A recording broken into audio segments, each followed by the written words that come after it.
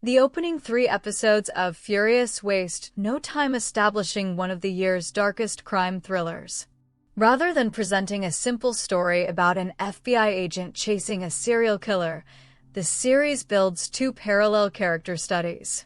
On one side is Alice Black, a former New York homicide detective haunted by years of abuse and emotional trauma. On the other is Catherine, a quiet and calculated woman who appears to be targeting powerful men across New York for reasons that initially remain mysterious. As these first 3 episodes unfold, it becomes increasingly clear that neither woman is simply a hero or a villain. Instead, Furious explores how trauma shapes people in completely different ways, setting Alice and Catherine on a collision course that feels both inevitable and deeply tragic. The series begins with Catherine committing a shocking murder. Within minutes of the opening episode, she injects a wealthy and influential man with a fatal substance before calmly disappearing without drawing attention to herself. The killing is carefully planned. There is no panic, no hesitation. Catherine behaves like someone who has rehearsed every step countless times. At first, viewers are left wondering whether she is a professional assassin or simply an exceptionally intelligent criminal. The answer slowly becomes much more complicated. While Catherine disappears into the city, viewers are introduced to Alice Black. Alice recently left her position as a homicide detective with the New York Police Department to join the Federal Bureau of Investigation. Unfortunately, the career move has not worked out the way she expected. Instead of investigating major crimes, she spends her days answering public tip lines filled with conspiracy theories and complaints. It is immediately obvious that Alice is capable of much more.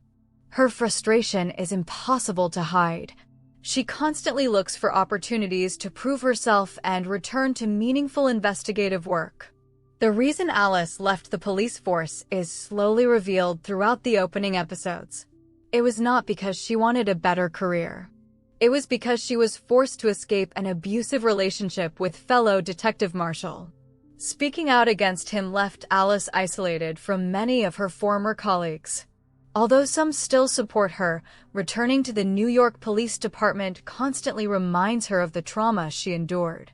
Her emotional scars continue affecting every part of her daily life. One of the strongest aspects of Furious is how realistically it portrays post-traumatic stress.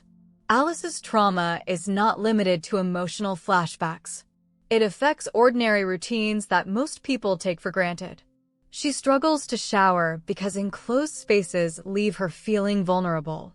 She invites strangers from dating applications to spar with her, not because she enjoys violence, but because she constantly feels the need to prove she can defend herself if someone attacks her again. These quiet moments reveal far more about Alice than any dramatic confrontation could. Her trauma has become part of her identity. At the same time, Catherine continues moving from one carefully planned target to another. She infiltrates the lives of wealthy and influential men using charm, false identities, and remarkable patience. Whether posing as temporary staff or manipulating strangers into helping her, Catherine demonstrates an extraordinary ability to disappear into almost any environment. Her methods are precise. She never acts without purpose.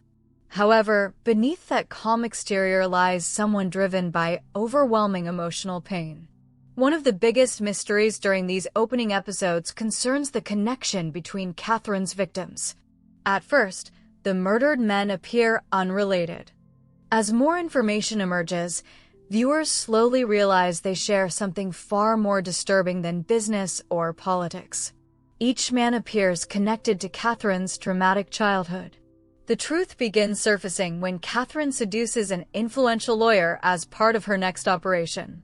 During that mission, she unexpectedly spends time with the man's young daughter. Instead of treating the child as an obstacle, Catherine forms a surprisingly gentle connection with her. In one of the most emotional scenes of the opening episodes, Catherine quietly reveals that the girl's father hurt her when she was young. Although the series avoids graphic detail, the implication is unmistakable. Catherine was abused as a child. More specifically, the story strongly suggests she was trafficked and exploited by powerful men who believed their wealth and influence placed them beyond accountability. Everything she has done suddenly begins making sense. Her murders are not random. They're acts of revenge against the people responsible for destroying her childhood. Unfortunately, Catherine's mission also reveals how far she has fallen emotionally. When innocent people threaten to expose her identity, she eliminates them without hesitation. One particularly shocking example occurs at the women's shelter where she had previously been staying. Rather than allowing an administrator to become a witness, Catherine kills her.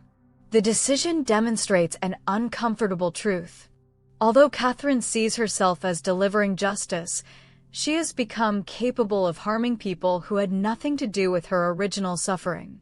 Her quest for revenge is gradually consuming whatever morality she still possesses. The series also reveals another unexpected side of Catherine. Away from her murders, she works as a medical aide caring for a disabled man. Their relationship appears surprisingly genuine. Eventually, he even allows her to move into his late mother's bedroom. These scenes reveal that Catherine has not completely lost her capacity for kindness. She remains deeply compassionate toward vulnerable people, especially children and young women who remind her of herself. That emotional contrast makes Catherine one of the most fascinating characters introduced in recent crime television. She is capable of both extraordinary tenderness and horrifying violence. Alice's investigation slowly brings her closer to understanding Catherine.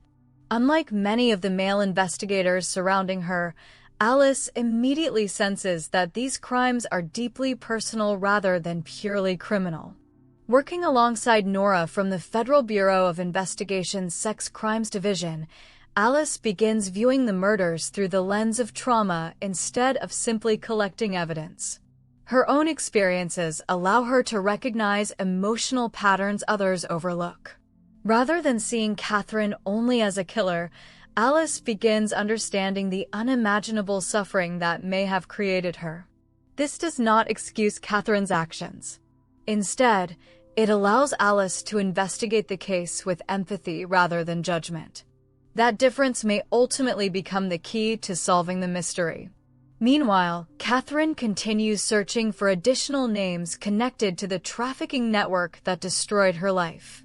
It becomes increasingly clear that her revenge list extends far beyond the victims already seen. Powerful businessmen, lawyers, members of New York's elite. Anyone connected to her past appears to be in danger. The deeper Catherine digs, the more dangerous her mission becomes.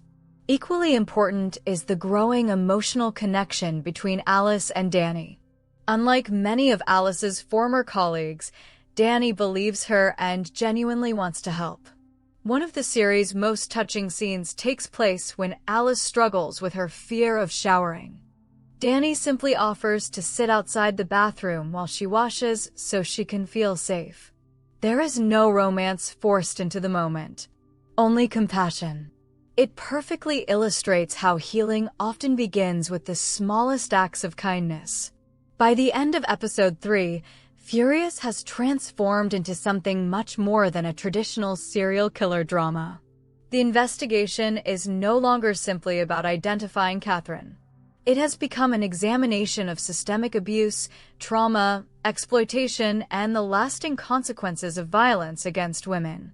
Alice and Catherine have never truly met, yet their lives already mirror one another in remarkable ways. Both survived abuse. Both carry enormous emotional scars. Both struggle every day with memories that refuse to disappear. The difference lies in how they chose to survive. Alice dedicated herself to protecting victims through the law. Catherine lost faith in the system altogether and decided to become judge, jury, and executioner. The ending of the first 3 episodes firmly establishes this central conflict. Alice begins recognizing that Catherine is not killing for money, fame, or chaos, but pursuing deeply personal revenge against men connected to a hidden trafficking network that has never truly faced justice. At the same time, Catherine continues eliminating everyone she believes contributed to her suffering, even if innocent lives are caught in the crossfire. As both women move steadily toward one another, Furious sets up a compelling cat and mouse story where neither side can be viewed as entirely right or entirely wrong. Instead, the series asks a much more difficult question. When justice completely fails its victims, what separates revenge from justice, and how much humanity survives once someone dedicates their life to either path?